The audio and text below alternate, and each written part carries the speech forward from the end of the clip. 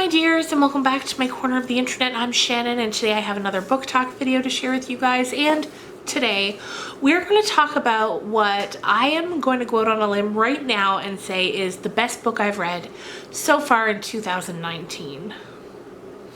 And that is The 7 or 8 Deaths of Stella Fortuna. And this is by Juliet Grams. Now, this book, it took me a while to get through it. A couple of weeks, because first of all, it's a big book.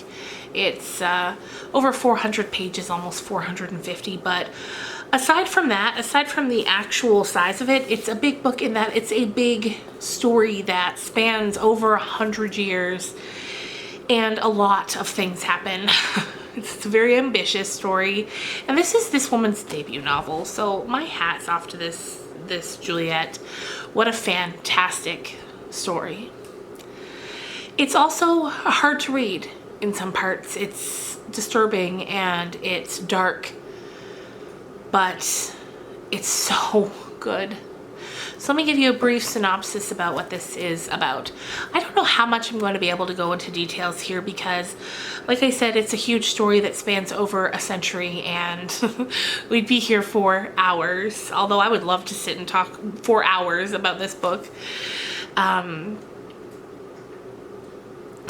So, as the title would suggest, this is the story of Stella Fortuna and the 7 or 8, depending on how you count them, times that she almost died. It starts off in a small village in Italy, nestled up in the mountains. The Fortuna family lives there, and they are struggling to make ends meet. It's a woman named Assunta and her husband Antonio. They got married pretty quickly when they first met, and then he was quickly off to war, so she didn't really have to spend too much time with him. And then when he came back, she did have to spend some time with him, and she found that she wasn't entirely too fond of him. But they have a baby, their first baby, and they name her Mary Stella, Stella for short. But unfortunately, one night that baby takes ill, and Assunta is saying to her husband, like, we should take her down to the doctor. I feel like something isn't right, but he says, no, it's fine. If she's still sick tomorrow, we'll take her. But she dies through the night.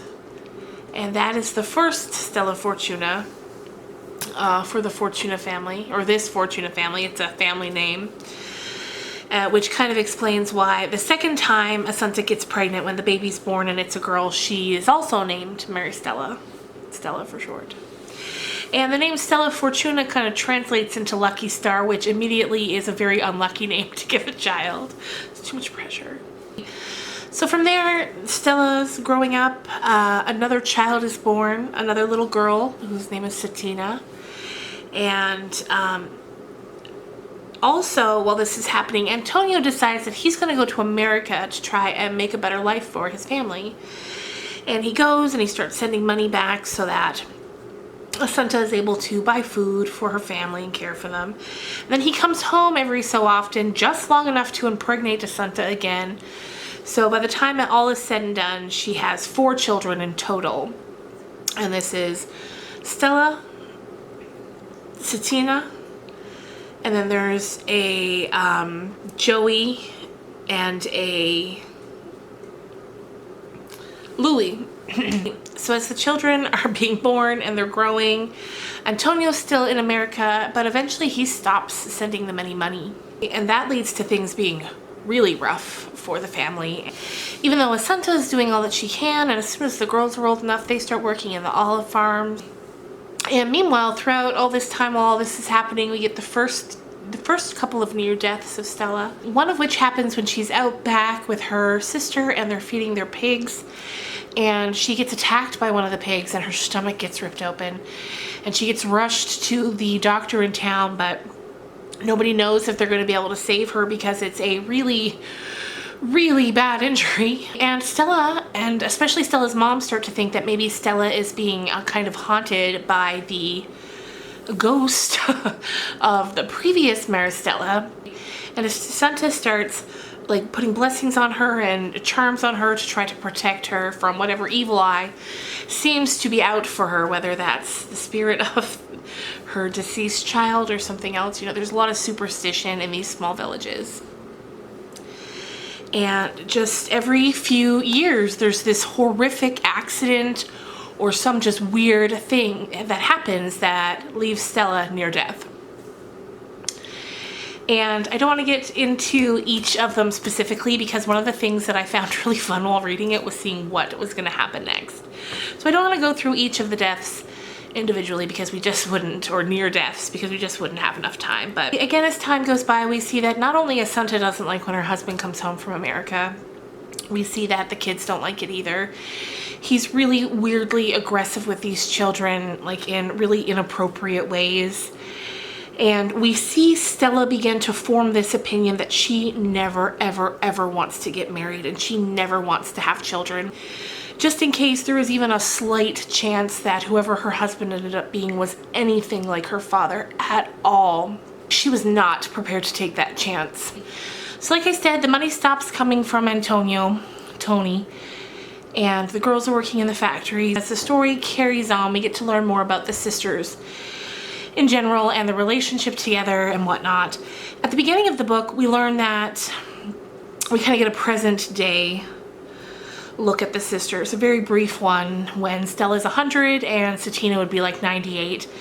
And we learn then that they haven't spoken in 30 years since Stella was like 70. So the whole time we're reading the book too, we're waiting to find out what the heck happens between them, because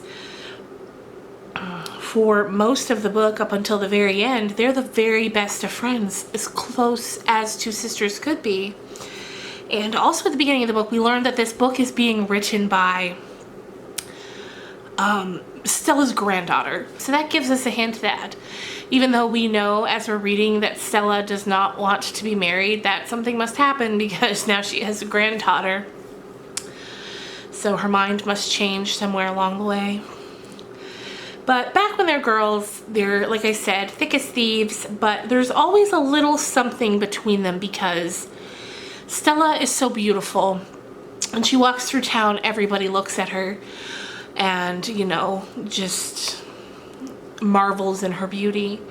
But that doesn't really matter too much to Stella because her life is still absolutely fraught with danger.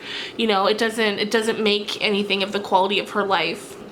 But then with Satina, we see that she can't see that. She just looks at Stella and sees the more beautiful sister. You know, the one who has everything. Even though Satina's witnessing with her own eyes all these terrible things happening to Stella. So eventually, Assunta gets a letter from Antonio that he has applied for their passport. And he wants all of them to leave their village and come to America.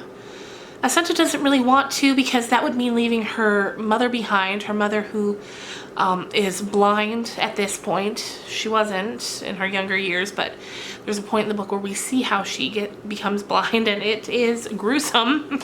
She sees that the passport visa is only for her and her children, not her mother. But, you know, this was 100 years ago. He says she's coming, you know, she's not going to argue with her husband no matter how much she doesn't want to be with him, let alone go to another country to be with him. And eventually, after some complications, they eventually do get to America, but not before the first boat they go to catch. There was a mess up in the passport, and instead of Maristella, for some reason it says Mario, and so they get turned away and they end up having to wait years longer. And this was one of the almost the deaths of Stella. The ship they were supposed to be on sank on its way to America, killing everybody on board. So she just narrowly, because of a typo on her father's end, was not on that ship. So once they get to America, there's a lot of culture shock and a lot of things to get used to that is different from Italy. But they're happy that they're able to easily find jobs, even the two girls and eventually the two boys, because by now Stella and Satina, or Tina as she's now called, her father decided Satina was too old-fashioned of a name for America, so he just starts calling her Tina. So eventually they're put right to work and they're able to make some money and help support the family. Eventually they're able to buy their own home that has 3 stories and kind of 3 apartments. So at the beginning, the Assunta and Tony rent out the other 2 apartments upstairs. And then as their own children start getting married, those families move into the other apartments, you know, as young couples, just until they get on their feet and can buy their own homes. So Tina is the first to get married. She marries a man named Rocco, who they kind of meet through friends and work. And so there's 2 men that they meet around the same time, and it's Rocco and Carmelo. And so Tina ends up marrying Rocco, and he ends up being kind of a bit of a brute, kind of like their father was, just in different ways.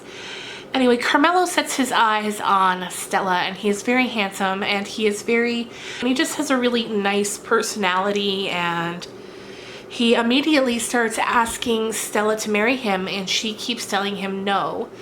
And she keeps telling him it's because she's not getting married, like, period. It's nothing personal. I'm just not getting married, so I'm not getting married to you. And he has trouble taking no for an answer, and he just, you know, he keeps asking over the years. And eventually her father puts his foot down, and he says, you're either going to marry him or you're going to go to hell, because I'm going to kill you myself. And like, that's the kind of man Antonio was, just an absolute brute. And we know that Stella is afraid of men and relationships and sex because of her father. And while it's never outright said, I get the feeling that those feelings come from not just her watching how he behaved with her mother and the inappropriate things he would say and do to her. I think it went deeper than that.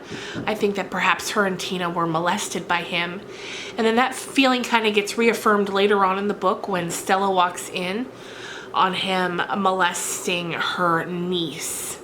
And she freaks out and almost kills him right then and there on the spot. That kind of reaffirmed my thought that the same thing had probably happened to Stella and Tina as well. Anyway, so shortly after that, Stella decides, okay, she'll marry Carmelo. And honestly, it was a good choice, because in terms of men, he was a good man. He was a kind man for the most part, you know.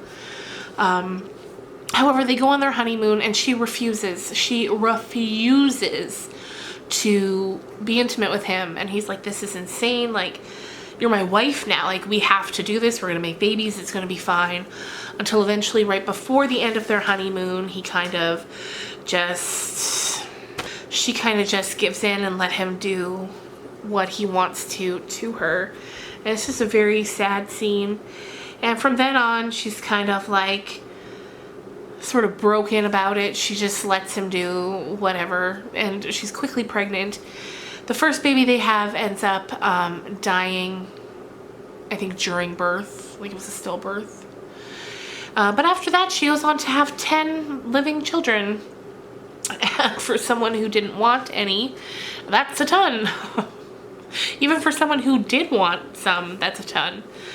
But as it turned out, after Tina got married to Rocco, Tina, who had always dreamt of being a mother, she was the one that was unable to have children, and it just seemed kind of cruel. And so now we had Tina looking at Stella in that envious way again, as she did when they were children, only this time it's not for Stella's beauty, and, you know, it's for Stella's nicer husband and her many, many children. We learn about many, many, many family members. We learn about the many children that the 2 boys of the family, Joey and Louie, have. They get married and they have many kids. It's one of those children that Stella eventually sees her father molesting. Eventually Assunta dies, and that was quite a loss. There's this kind of whole bit where Stella in her whole life has never cried. Even when her own baby died, she wasn't able to. There's just been no tears in her until her mother dies, and that cracks that exterior wall. She just can't bear it anymore. After that, her father has no respectability left to him. After his wife dies, he just kind of lets it all go until eventually he has a heart attack one night in his sleep. Then one of the final near deaths of Stella is when she's getting ready one evening to walk down her stairs and she falls. She remembers when she hits the bottom, she looks back because she thinks she's been pushed, but there's nobody there, of course. She just missed her footing, and she hits her head really hard at the bottom. And when she's laying there, she's bleeding. She's unconscious for a bit. She wakes up. There's just copious amounts of blood. And she manages to get to her feet, and she gets a roll of paper towel, and she's trying to sop it up, but it's not doing anything. She's just kind of running on adrenaline at this point. And then she passes back out. One of her children comes over that night. For whatever reason, he's drawn to the house, and he does a walkthrough just to see if everything's okay, and he finds her. And he takes her to the hospital, and the doctors say they're going to have to, there's been a lot of damage done. They're going to have to remove a part of her brain, and she probably won't walk or talk again. Anyway, that turns out to be wrong. She is able to walk and talk again, but she's never the same, and you know, it gets to the point where the way it's worded in the book is she loses a lot of memories, and also, on the other side of that, things long buried in her mind that she'd forgotten about, that she'd put away because they were too painful, come bubbling back to the surface. And she starts to remember things that she had long forgotten. And one of them is she starts to piece together that every single time she nearly died, Tina had been there. Tina had been there, and she has flashes and memories of Tina not doing anything to help her. And she starts to think that maybe the curse wasn't from the original Maristella. The curse was from Tina, you know? And it's just this book is so beautifully written, and it's so boldly written, and it's so sure of itself. And that is something I love so much and appreciate so much in a well-told story, just that self-assuredness. And it's there, and it's just this gorgeous story of this Italian family and all of their struggles, and this absolute star of a woman, Stella, who goes through so much. A final spoiler here. I know there's been a ton of spoilers. It's impossible to talk about this book without talking about this book. So I know there's been a ton of spoilers throughout. But so the reason the sisters don't talk for 30 years is that after Stella has her accident where she falls down and all the bad memories come bubbling to the surface, and she remembers that Tina was there at every single one of her accidents, she's mad. And she's like, Tina's always been jealous of me. She's always this, she's always that. And all the kids and grandkids, of course, are so confused because for Stella's entire life, her and their aunt have been so close. And all of a sudden, so they just kind of chalk it up to a side effect of the surgery, and they really don't think too much else about it. So at this point in their older age, Stella and Tina have houses right across the streets from each other, and they both sit in their living room and watch each other's houses throughout the day. And Tina, because she knows, especially the older they get, because Carmelo eventually dies, you know, when Rocco dies, and it's just the two of them again, just as it was at the beginning. And so Tina knows that Stella won't cook for herself. Stella's never cooked. Carmelo used to always do the cooking, so Tina will bring over a plate of food for lunch and dinner, and then Stella will open the door because she'll know it's there, you know, after Tina's left, and she'll eat it, and she'll put the plate back out for Tina to come and collect. But up until that point, they, you know, when we leave the story, they're 198, and they haven't spoken in 30 years.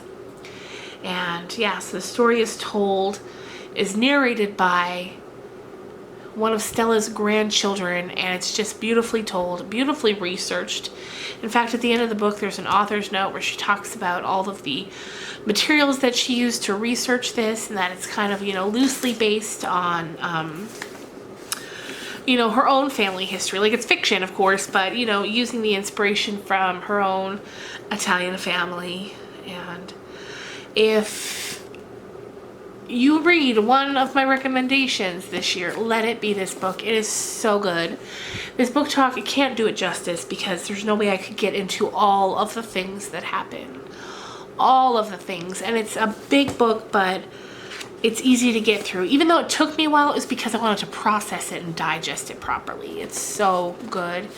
If you've already read it, let me know in the comments down below. What did you think of it? And if you haven't, let me know if you plan to. I hope you guys have a fantastic weekend, and I will see you on Monday with another book talk video. Bye, guys.